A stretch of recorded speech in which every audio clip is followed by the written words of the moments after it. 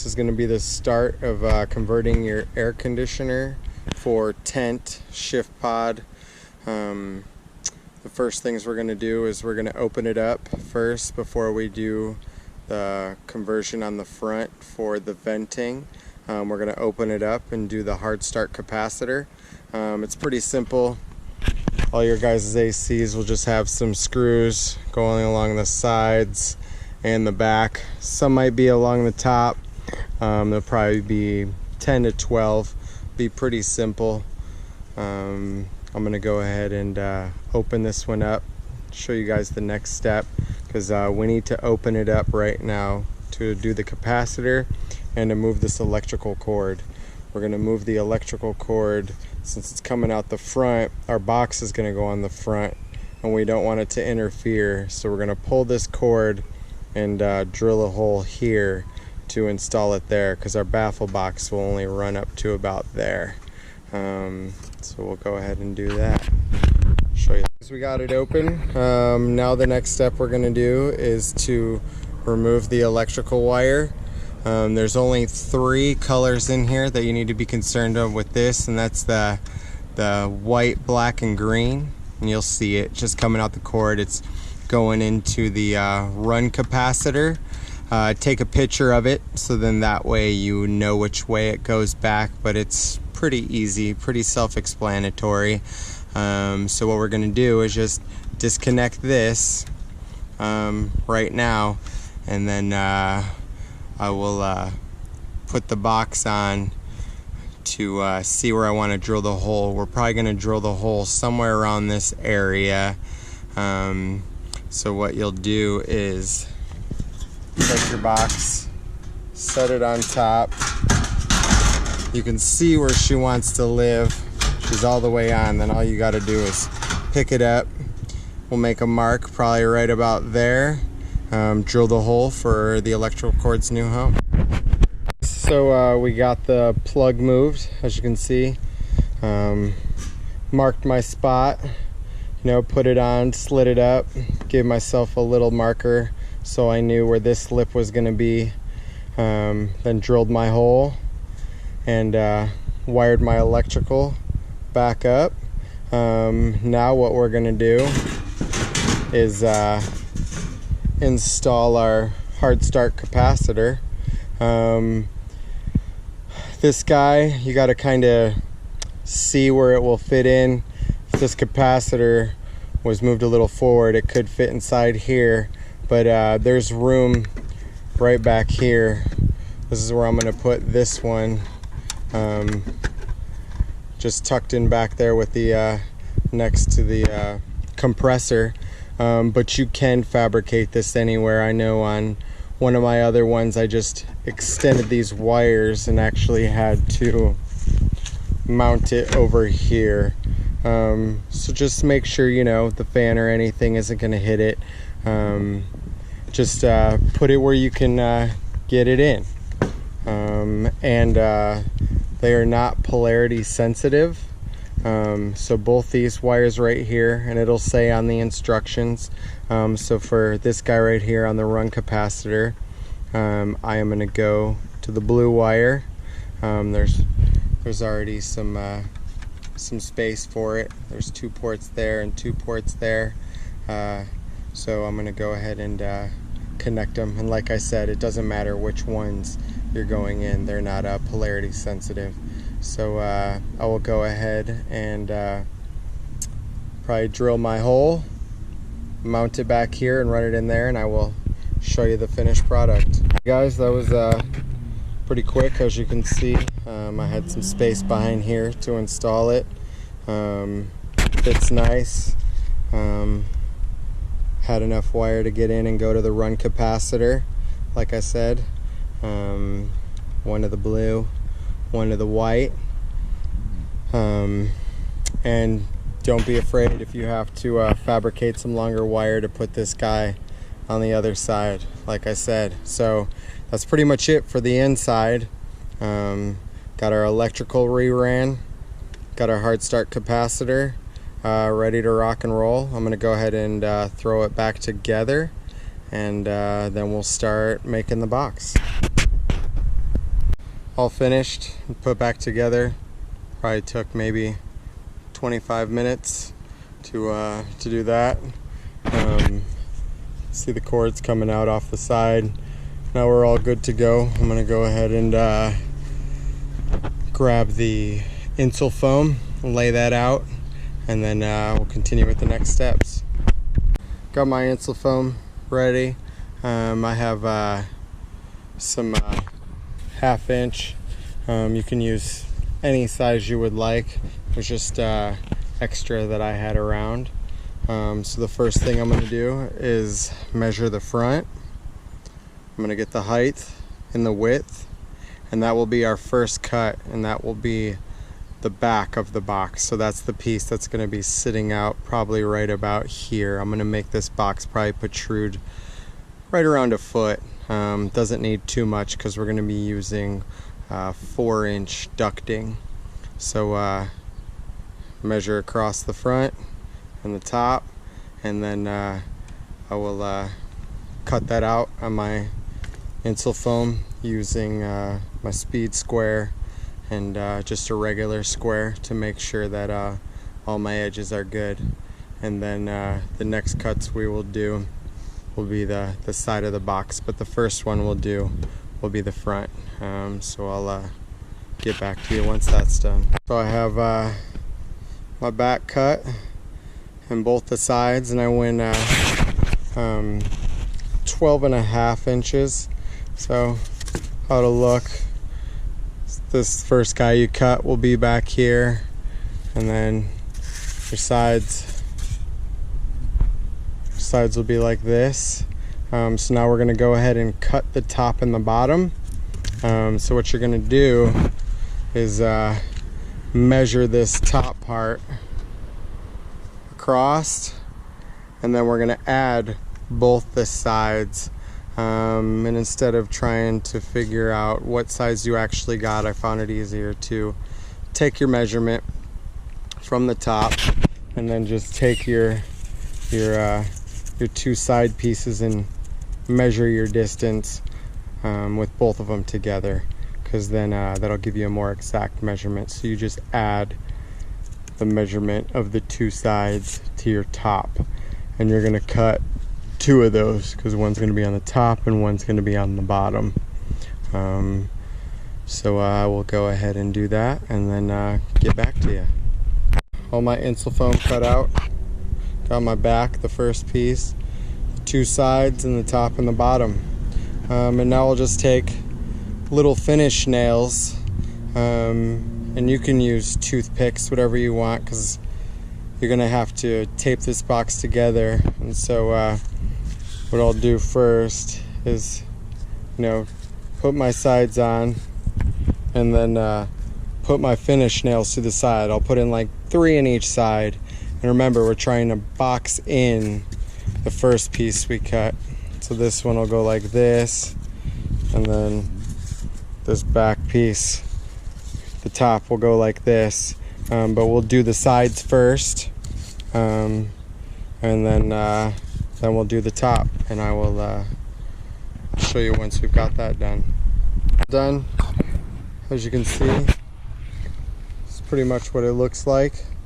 For now, obviously going to tape up the edges and the inside, but you can see first piece we cut was the measurements off the front, and we trapped that in with all the other ones. So now I'm going to take it inside and use some HVAC tape and tape it up nice and good. And yeah, this was just finished nails pushed in.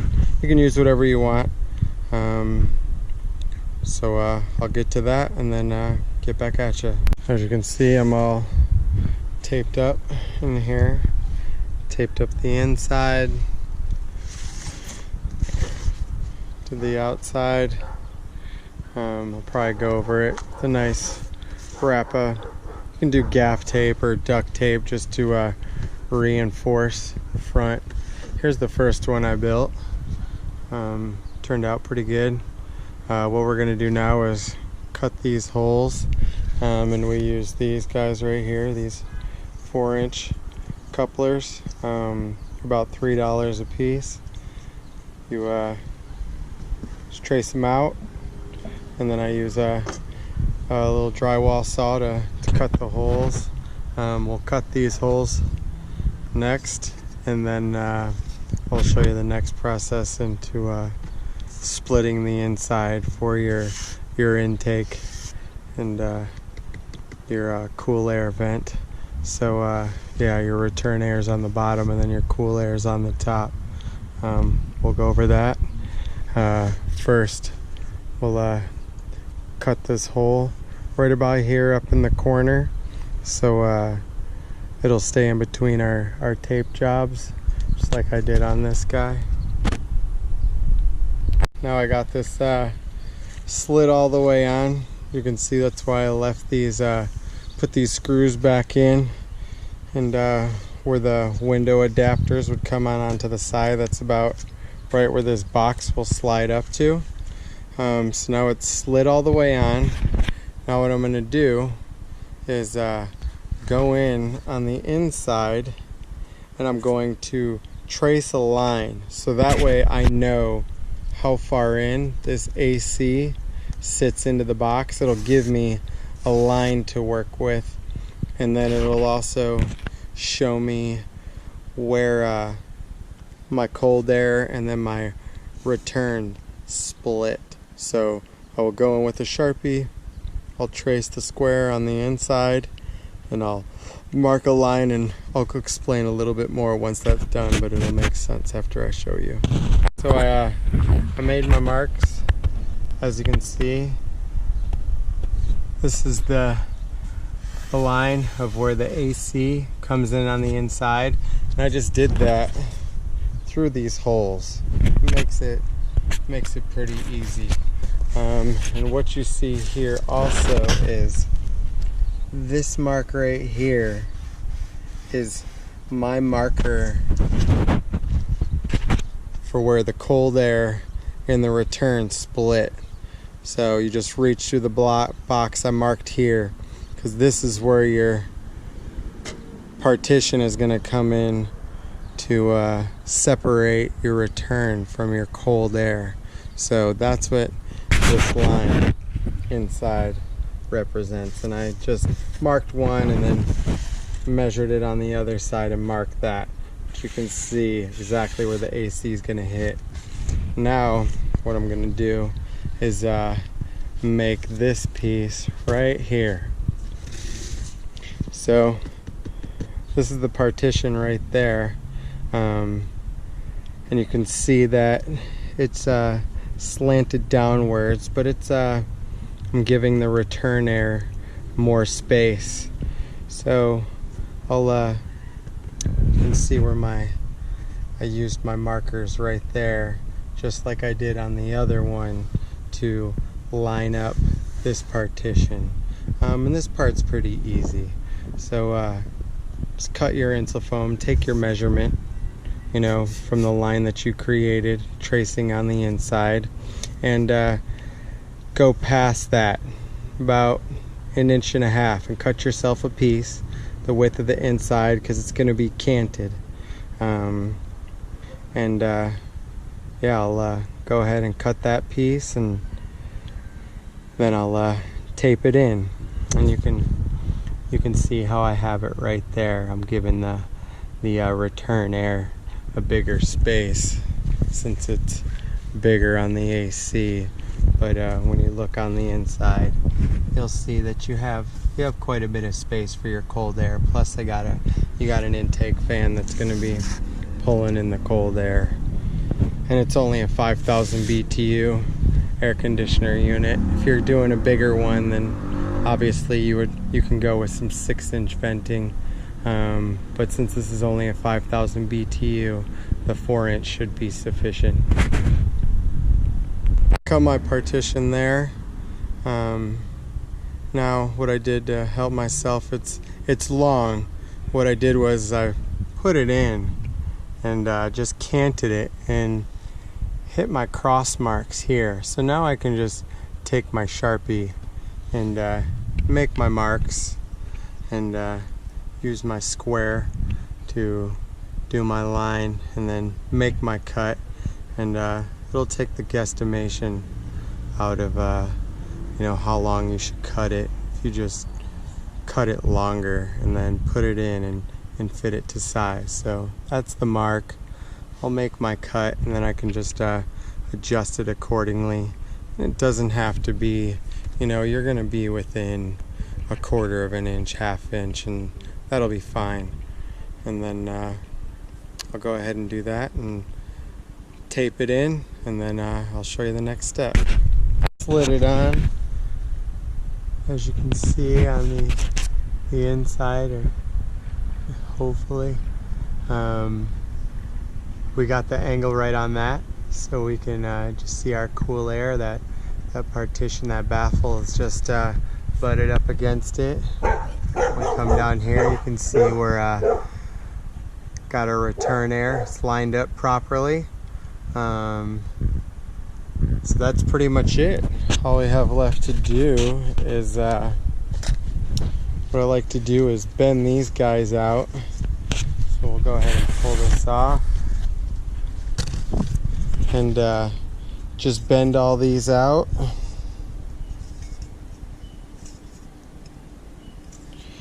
And then go ahead and slide it in, and then just tape it down, and that's it for the baffle box. You're pretty much ready to rock and roll for the adapter on the AC.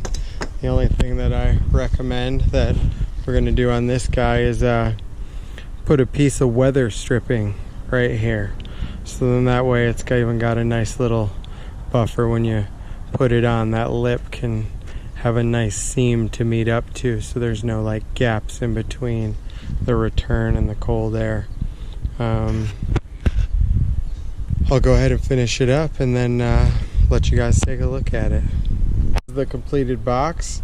We got both of them here. That's the first one I did. This is the second one for that unit right there. Probably took me about 2.5, 3 hours to complete this. The insul foam makes it really nice to work with. I liked using the metal tape on the inside, so that way you could fold it into a taco to get your creases nice, and you can cut them to size. You could pre-cut them before you put them in there. As you can see,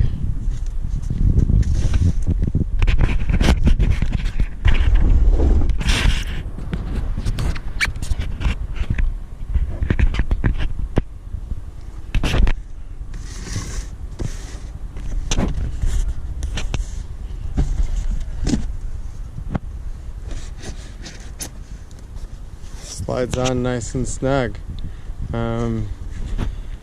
Like I said, I'll definitely add a piece of weather stripping where this baffle meets the air conditioner, just for a better seal. And all you have to do is take it off, set whatever temperature and whatever speed you want to have in your shift pod or tent, and just slide the box on. Maybe probably put a little bit of painter's tape on the outside to cover make the seal a little bit tighter, but should be pretty good. I also have these are what I made for the inside. So these are the intakes, so your 4-inch ducting will come off of the box to I figured I wanted a 6-inch fan, and I had this other computer fan, this 2-speed computer fan. This one's for my buddy's shift pod, and these you can pick up from like AutoZone or any other car spot. It's just an oscillating fan that goes to a 12-volt cigarette lighter plug that I just cut off the end, and I have a battery on the inside, and I know some other people use the Goal Zero stuff to power their stuff for their lights and their fans. So this will be the pulling the cold air to the inside, and I haven't seen a lot of people doing it wrong online with just trying to pipe cold air from the top vent, but the whole purpose of having the return on the inside is you can actually condition the air of the area that you're trying to get cool. So when you're pulling in from your tent, or your shift pod, or whatever else you're using, your trailer, you want to be pulling the inside air in to condition it to then pipe it back in. I did use the freestanding portable AC last year, and it worked well, but I had to deal with negative pressure with the shift pod. It wanted to collapse or lift the floor up. The same would happen with tents. It'll probably want to close it up. So with this, I noticed it works great with having it outside. You don't deal with negative pressure, and I was able to keep the wattage down. I was using an 8,000 BTU when I only needed a 5,000, and that's easier on the generators as well, especially with the hard start capacitor.